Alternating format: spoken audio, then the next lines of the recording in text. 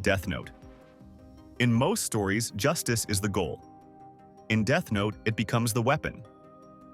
Light Yagami is a brilliant student who finds the Death Note, a notebook that lets him kill anyone by writing their name.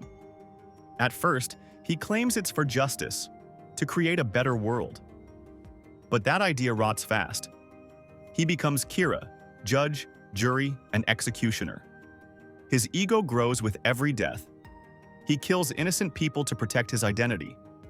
He manipulates, lies, and smiles while the bodies pile up. Even when he's caught, he still thinks he's right. He wasn't fighting evil, he was replacing it. L dies, good men die, and Light lives long enough to watch his empire collapse. Not with honor, but with a scream, bleeding in the street, begging for mercy. In Death Note, the villain doesn't just win, he convinces you he's the hero, until it's too late. 2. Requiem for a Dream. Some villains don't wear masks, some crawl in through your veins. Requiem for a Dream isn't about monsters or supervillains, it's about 4 people chasing hope and getting swallowed whole. Harry wants to start a business. Marion dreams of fashion. Tyrone seeks pride. And Sarah, Harry's mother, just wants to be thin and seen. But instead of change, they find addiction. And it doesn't fight fair. Sarah spirals into psychosis from diet pills and shock therapy. Harry loses his arm to infection. Tyrone ends up in prison, broken by withdrawal and racism. Marion sells her body for a fix. Not because she's evil, but because need wins. They didn't die, not right away, but the light inside them did. The final scene doesn't scream. It whispers. Each character curls into the fetal position, physically alive, spiritually ruined. No monsters, no jump scares, just silence and loss. The villain here isn't a man. It's the hole inside us that hope can't fill. Here, addiction always wins. 3. Fullmetal Alchemist, Brotherhood. A world with rules should be fair, but rules don't care about fairness. Fullmetal Alchemist follows Edward and Alphonse, 2 brothers who try to break the one law of alchemy: never bring back the dead. They fail horribly. One loses his arm, the other, his whole body. Their quest to fix this leads them into war, government corruption, genocidal conspiracies, and literal gods playing games with souls. They give up everything, again and again, for a chance to make things right. And in the end, they win. But not really. Ed gives up alchemy forever. Al gives up memories and time. They get what they asked for, but at enormous cost. Victory, yes, but only through loss, because in this world, even a happy ending has a body count. 4. Inside. Some endings don't explain themselves, they just show you who you really are. Inside starts simple. A boy runs from guards, dogs, and shadowy experiments in a silent, hostile world. You're told nothing, but you feel everything. Every moment is soaked in dread. You're the victim. You're escaping. You must be the hero. But as you progress deeper into the nightmare, something shifts. The boy isn't fleeing anymore. He's heading towards something. Until finally, he reaches it, a fleshy mass of limbs, pain, and confusion. And then he merges with it. You're not escaping. You are the experiment. Now a grotesque blob, you crash through the facility, finally free, right?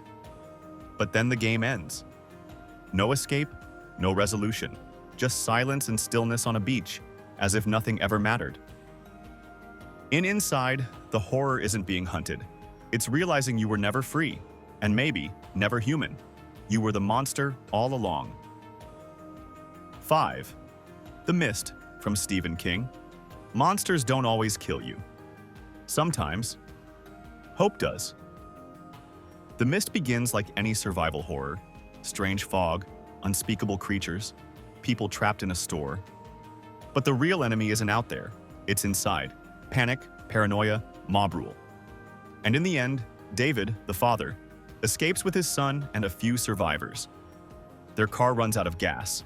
The mist closes in. The creatures scream. He makes a decision to spare them the pain. One by one, he shoots everyone, including his own child. He steps out of the car, ready to die. And then, the mist clears.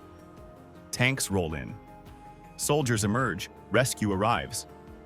His punishment? To live, knowing he pulled the trigger for nothing.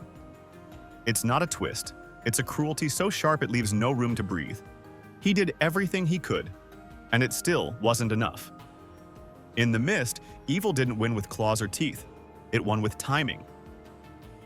Sixth Black Mirror. What if your worst mistake became your forever? White Bear begins with chaos. A woman wakes up with no memory. She's chased, hunted, humiliated, while bystanders film and laugh. It feels random, cruel, surreal. And then, it resets. She's not a victim. She's a criminal, involved in the murder of a child. And this torture? It's her sentence. Every day, her memory is wiped. Every day, she's hunted for sport. It's punishment as performance, pain as justice, entertainment masked as morality. It's not about reform. It's about revenge that never ends, an eternal punishment. You're meant to ask, does she deserve this? But eventually, a darker question creeps in. Do we? In White Bear, the villain isn't her crime. It's a system that makes monsters for an audience. 7. Doctor Strange in the Multiverse of Madness. Heroes fall, but not always from pride. Sometimes they fall from love. Wanda Maximoff was a hero, an avenger, a mother, in a world that didn't let her be one. After WandaVision, she's broken, grieving, desperate. And when she discovers the Darkhold, a cursed book of forbidden magic, she doesn't hesitate. She becomes the Scarlet Witch. She invades realities, slaughters sorcerers, and hunts a teenage girl, not for power, but to steal her children from another universe.